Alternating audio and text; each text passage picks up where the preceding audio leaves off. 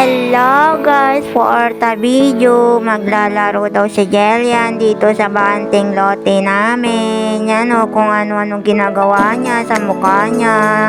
Ang kulit kasi, Jelian, wag mo bilisan magbay kasi makamatumba ka. Inumba mo na naman yung bote dyan, Jelian. Pangligo mo yan mamayang gabi, Jelian. Wag mo sirain yung bike mo, wag ka magganyan. Kulit mo talaga, JK.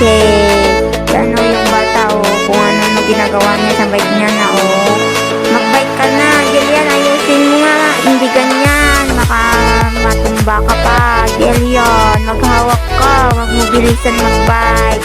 Wag mo tignan yung langit. Yan na naman, tinitignan mo. Tignan mo yung dinadaanan mo. Yan o, sinunoy o, takot siya sa nagpagilid. Yan o, si Jelian o, so walang aso dito guys. Takot sila kay Jelian. Kasi, itatali daw ni Jelian. Ikon niya sa sasakyan niya.